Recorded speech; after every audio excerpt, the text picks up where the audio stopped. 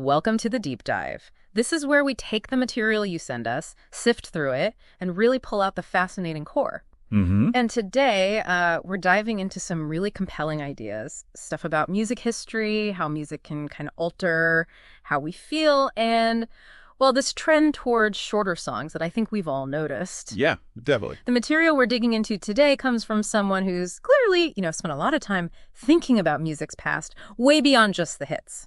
And what's really interesting, I think, is how this perspective connects things that seem totally separate, like ancient rituals and, the algorithms driving our streaming playlists today. Exactly. Worlds apart, but maybe connected. Right. It's someone looking deeper, digging way back to understand music's fundamental effects. Yeah. So our mission today is to unpack that relationship between song length, music's power to shift our mental state, and where pop music seems to be heading. And the big question, the one reason source that we really want to chew on is this. Do we actually want 3-minute songs? It's a great question. Okay, so let's jump in. This idea of music and altered states, it's more than just tapping your foot, isn't it? Oh, absolutely. The source brings up some fascinating research. There's Andrew Near's work. This was back in the early 60s. Okay. He showed how our brain waves can actually, synchronize with the rhythm we're hearing. Yeah. Kind of like, pendulum clocks. Put them near each other, they start swinging together eventually. But the key thing, the source points out, is the time it takes for this synchronization, this entrainment to really happen. Right. It's not instant. This brainwave thing, feeling almost like a trance, it tends to properly kick in closer to the 10-minute mark. Is that what the source says? Yeah, around 10 minutes, which, as you said, is quite different from the quick 3-minute hit we often get now. Definitely. And this isn't just some, abstract lab idea. The source ties it to Dr. Barry Bittman's research. He worked with drummers. Oh, interesting. What did he find? Real tangible benefits, like improvements in their immune systems.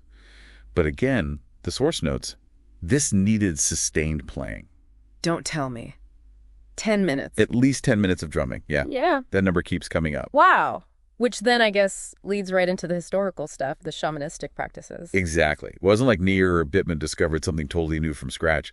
The source points out these really striking similarities in shamanistic rituals across so many different cultures. Like where? Well, Africa, Asia, Native American traditions, Australian traditions. It seems pretty widespread. And the shaman was often a musician too, right? Not just a healer. Fundamentally a musician, yeah. Yeah. Healer, visionary, musician, often intertwined. And interestingly, the source highlights something about gender roles. Oh. Yeah, that while we might associate shamans more with men in, say, recent history, there's evidence suggesting earlier roots with female figures. Ancient paintings, like 2,500 years old, showing women playing frame drums. No kidding. Frame drums. Yeah. And here's the kicker, connecting back. The 10 minutes. You got it. The source notes that pretty consistently, across these diverse traditions, the shaman would enter that trance state after about, 10 minutes of drumming. Okay, that 10-minute thing is really starting to sound significant. It really is. Which naturally brings up the big question for today. How relevant is all this, ancient practice and physiological stuff to the commercial music we listen to now? Right. Is there a link we're just ignoring or maybe haven't even considered? That's what the source starts digging into. It uses the Beatles' Hey Jude as a kind of potential case study. Because it was long for its time, 7 minutes plus. Exactly. Pretty long for a pop single then. The idea presented is that maybe its length was part of why it hit so hard, why it resonated so deeply, gave people more time to really sink into it. That makes sense. It has that long fade out, the na-na-na part. Yeah, it lets you get lost in it. And the source also points out how bands often stretch songs out when they play live. Oh, yeah, definitely. You see that all the time. A 3-minute track becomes 6 or 7 minutes on stage. It's like they know, maybe just intuitively, that the short version doesn't quite capture the full immersive potential. Yeah. And the source mentions something I think a lot of us can relate to. I know I did this as a kid. Hitting repeat on a favorite song. Over and over. Me too. Just couldn't get enough. The source talks about someone listening 30 times in a row because 3 minutes just wasn't enough. It really suggests this maybe deeper human desire for more than just quick snippets. So yeah, look, we can all appreciate a brilliant, tight 3-minute pop song. There are tons of great ones. Of course. But the source raises this really valid point. Is our current focus on these shorter tracks maybe costing us something? Are we unintentionally missing out on the more profound benefits longer pieces might offer? This idea that music can offer a real shift in our state of mind, especially as the source notes for people who maybe don't use other ways, other substances to explore consciousness, that's powerful. It positions music as more than just entertainment or background noise. It's a potential gateway, right, to different ways of feeling, thinking.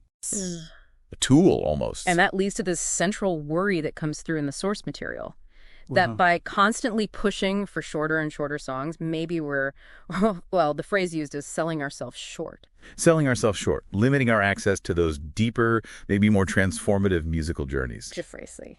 Okay, so then the discussion moves towards the really, really short stuff, like TikTok length. Yeah, this source doesn't mince words there. It basically says, look, 16-second music clips, that's probably not the future of meaningful musical engagement. Right. It's presented as almost the opposite of what we might actually crave sometimes, those longer, more immersive, maybe even trance-inducing experiences.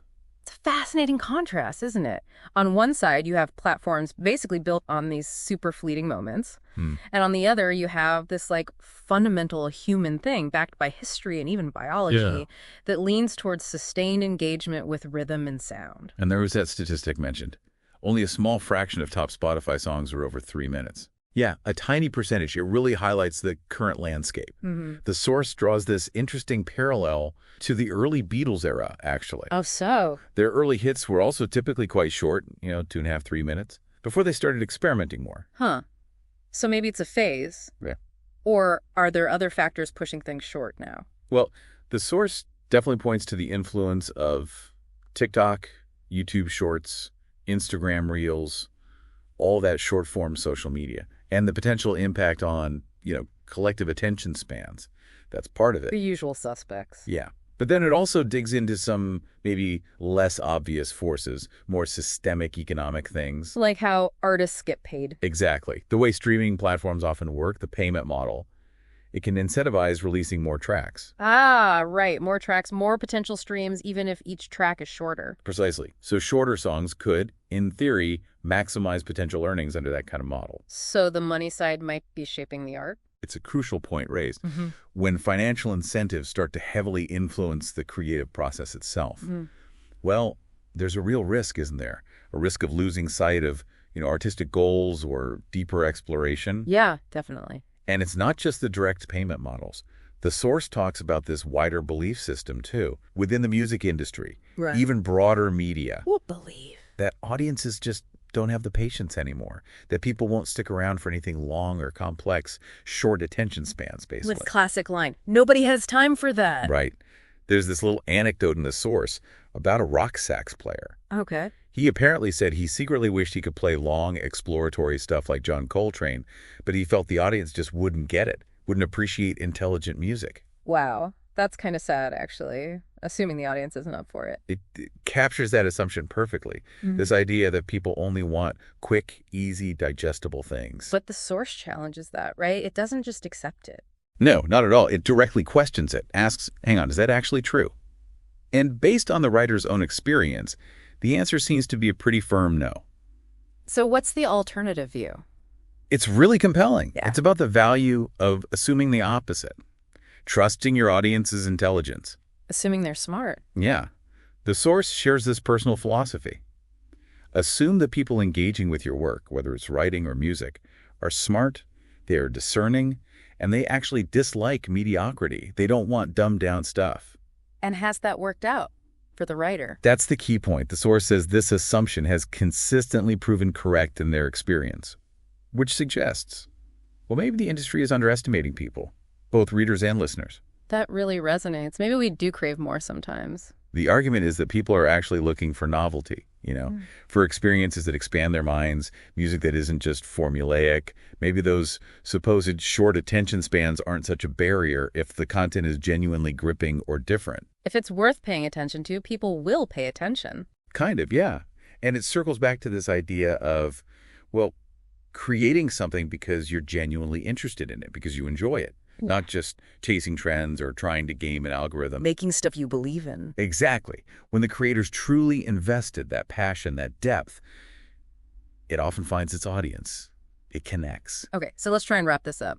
Bringing our deep dive towards a close today, we've looked at quite a bit. We really have. We started with that historical, even biological basis for music's ability to shift our mental state, particularly over longer durations, like that 10-minute mark. Right, and how that connects surprisingly well with ancient shamanistic practices all over the world, that consistent drumming time.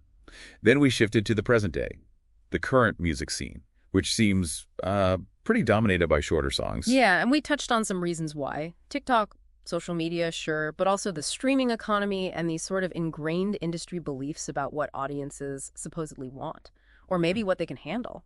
Right, and through it all, we kept coming back to that central question from the source material. The big one. Given music's potential for these richer, deeper, more immersive experiences, are we, as a culture, truly satisfied with mostly 3-minute songs? It really does give you pause for thought. It does. Yeah. And maybe that's the perfect place to leave it. Here's a final thought for you, listening right now. Think about your own experiences with music. Have there been times, maybe recently, maybe long ago, when a song ended and you just wished it kept going, wish it could take you further? What might we gain, collectively if we maybe started to embrace or perhaps even ask for more expansive, longer forms of musical expression, something to mull over?